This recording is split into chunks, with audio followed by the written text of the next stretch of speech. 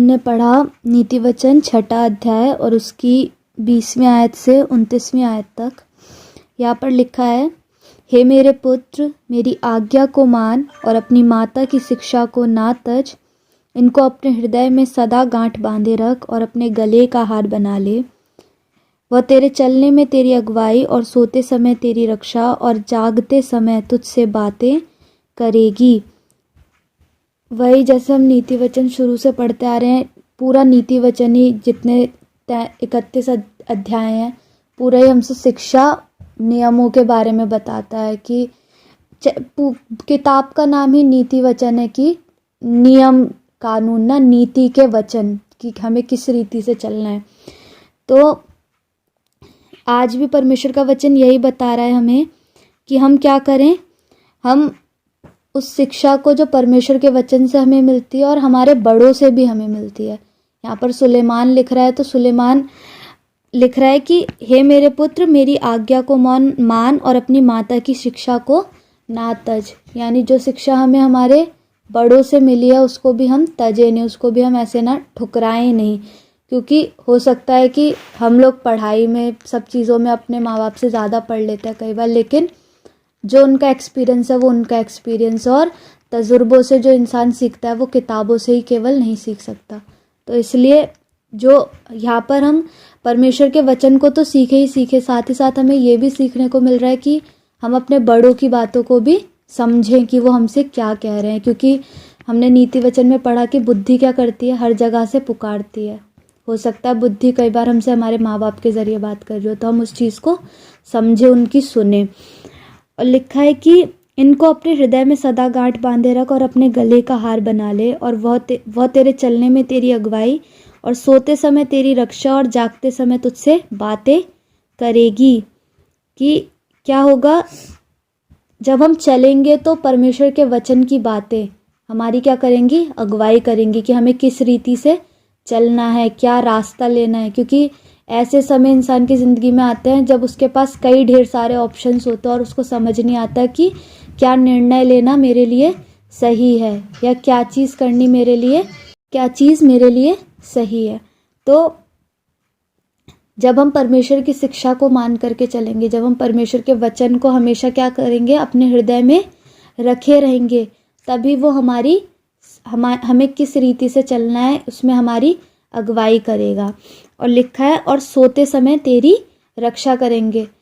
क्योंकि जब हमारा क्या है, एक मल्ल युद्ध है ना, हर समय शैतान, क्या लिखा है वचन में, लिखा है कि शैतान हर समय इस आड़ में रहता है कि कब किसको फाड़ खाए। वो गरजने वाले सिंह की नाई हमेशा इस लालसा में, इस आस में रहता है कि कब किसको फाड़ खाए, और उसके साथ हमारा युद्ध होते रहता है। मैंने अपने साथ देखा है कि अक्सर सोते समय में सपने में मेरी शैतान से कई बार बहुत लड़ाई होती है, सपनों में ही, है ना।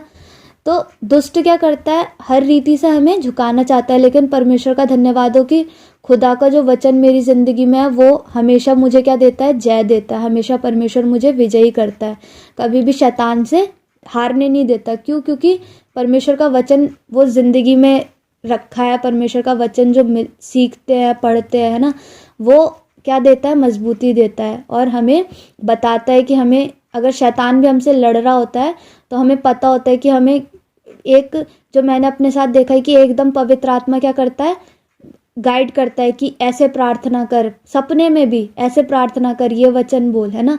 जबकि मैं क्या होती हूँ, नींद में होती हूँ। तो वही वचन जो हमारे हृदय में है वही हमारी सोते समय भी क्या करता है, रक्षा करता है। और लिखा है, और जागते समय तुझसे बातें करेगी। यानी जो शिक्षा, जो परमेश्वर के वचन से हम सीख रहे हैं वो हमारी सोते समय रक्षा करते हैं और जागते समय हमसे बातें करते हैं। कई बार हम इंसान अपने आप में ही अपनी सोच में होता है, कई बातें सोच रहा होता है, समझ रहा होता है, हमें वचन क्या करता है, समझाता है। हम गलत कुछ सोच रहे होते हैं लेकिन परमेश्वर हमें सही बात को समझाता है। अगर हम गलत होते हैं तो परमेश्वर हमें डांट भी लगाता है ना, कि नहीं ये चीज़ गलत है, ऐसे मत सोच, है ना।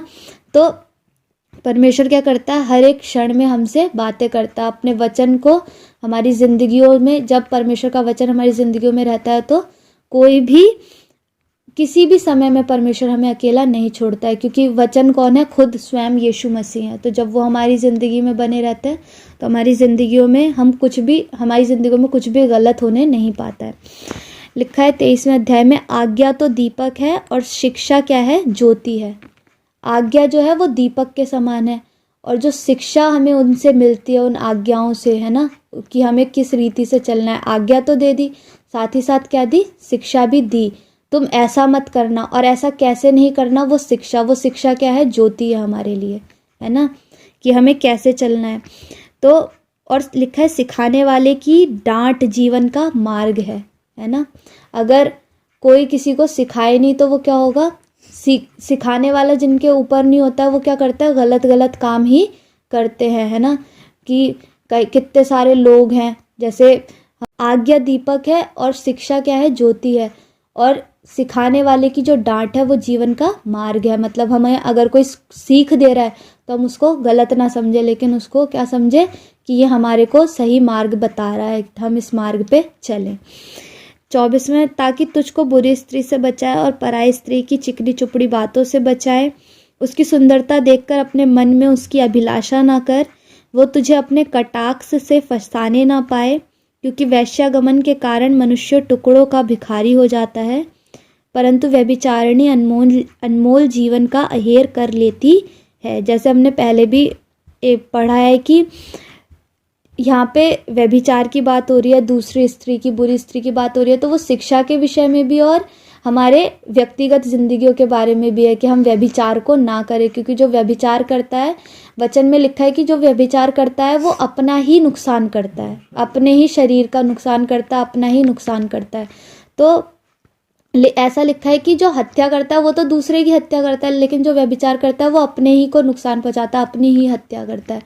तो हम संसारिक रीति पर भी व्यभिचार को ना करें, और आत्मिक रीति पर भी, है ना, जो शिक्षाओं के प्रति भी हम व्यभिचार ना करें कि हम दूसरी शिक्षाओं के पीछे जाएं, या हमें लगे कि अरे झूठ बोलने में बड़ा फ़ायदा है या हमारा अच्छा हो जाएगा, हम थोड़ा सा झूठ बोल देंगे और हमारे को फ़ायदा हो जाएगा।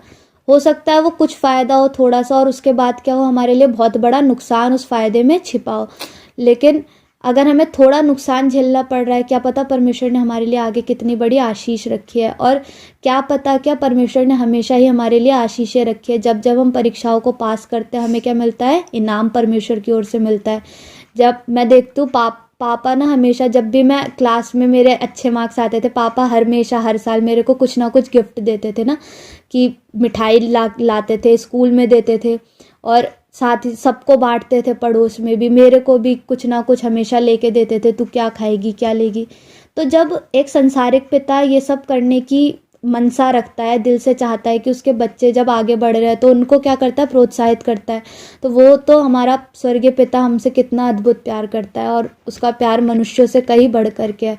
तो हमारी हर एक परीक्षा के बाद परमेश्वर ने हमारे लिए कितने बड़े बड़े इनामों को, कितनी बड़ी आशीषों को रखा है, वो हम सोच भी नहीं सकते हैं। तो थोड़े से फ़ायदे के लिए हम परमेश्वर की जो शिक्षा है उसके साथ कॉम्प्रोमाइज़ ना करें, लेकिन जो परमेश्वर की शिक्षा है उसके अनुसार चले, ताकि परमेश्वर से हम इनाम पाए, परमेश्वर से हम आशीषों को पाएँ। और लिखा है कि क्योंकि वैश्यागमन के कारण मनुष्य किनका? टुकड़ों का भिखारी हो जाता है। अगर हम गलत चीज़ों में जाएंगे तो हम सोचेंगे कि हमें आशीषें मिलेंगी, तो ऐसा नहीं होगा।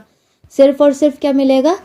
नुकसान ही मिलेगा। हमारी ऐसी दशा हो जाएगी कि भिखारी की सी दशा लिखा है इसमें, है ना शांति होगी। लोग क्या छोटे, सब कुछ होता है पैसा, लेकिन उनके हृदयों में शांति नहीं होती है। शांति के लिए वो न जाने कहाँ कहाँ जाते हैं, कितने नशे करते हैं। क्यों? क्योंकि उनकी ज़िंदगी में शांति नहीं है, प्यार नहीं है ना। तो वही कि सही शिक्षा पे नहीं चल रहे हैं। सही शिक्षा का होना हमारी ज़िंदगियों में क्या है? बहुत ज़रूरी है। लिखा है, परंतु व्यभिचारिणी अनमोल जीवन का अहेर कर लेती है। मतलब कि अनमोल जीवन को भी, जो गलत शिक्षाएं हैं, गलत लोग हैं, वो क्या कर देते हैं? अनमोल जीवन की भी हत्या कर देते हैं, उनको भी शिकार कर लेते हैं। फिर आगे लिखा है, क्या हो सकता है कि कोई अपनी छाती पर आग रख ले और उसके कपड़े ना जलें? क्या हो सकता है कि कोई अंगारे पर चले और उसके पाँव ना झुलसे? वही कि परमेश्वर कह रहा है कि अगर तुम ये कहते हो कि हम तो ऐसी शिक्षा पर चल रहे हैं, हमें तो कुछ नहीं होगा, हम अगर किसी की परमेश्वर का वचन कहता है तुम दुष्टों की संगति मत करना, और कोई परमेश्वर से जिद करे, बहस करे कि क्यों नहीं करना दुष्टों की संगति, हम तो करेंगे, है ना, कुछ नहीं होगा। तो वही परमेश्वर का वचन समझाना चाह रहा है कि अगर हम जैसी चाल को चलेंगे, हम जो कार्य करेंगे उसका कुछ ना कुछ असर या फर्क हमारी जिंदगियों पे पड़ेगा। अगर हम आग के अंगारों को अपनी छाती पे रख लेंगे तो ऐसा हो ही नहीं सकता कि हम जले नहीं, या हम अंगारों पर चले और हमारे पाँव झुलसे नहीं। तो अगर हम गलत कामों को करेंगे तो उनका गलत अंजाम हमें ही भोगना पड़ेगा। ये नहीं कि परमेश्वर हमें सज़ा दे रहा है, पर ये कि जिस शिक्षा पर हम चल रहे हैं, जिस गलत राह पर हम चल रहे हैं, वो राह ही दुखदाई है, वो राह ही हमें गलत नुकसान पहुंचा रही है। ये परमेश्वर नहीं दे रहा, लेकिन जिस राह पर चल रहे हैं वो राह दे रही है ना। परमेश्वर तो बचाने वाला परमेश्वर है। 29वें आयत में लिखा है, जो पराई स्त्री के पास जाता है उसकी दशा ऐसी है, वरन जो कोई उसको छुएगा वो दंड से ना बचेगा।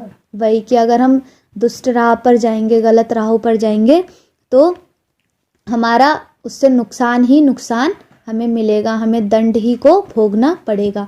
तो परमेश्वर हम पर अनुग्रह करें कि हम परमेश्वर की शिक्षा को निरंतर अपने सामने रखते हुए आगे बढ़ते जाएं, और अपने बड़ों की भी शिक्षाओं पर ध्यान दें कि वो हमें क्या सिखा रहे हैं, क्या हम सीख रहे हैं उनसे, ताकि हम हर एक क्षण में अपने परमेश्वर को प्रसन्न करने वाले बने।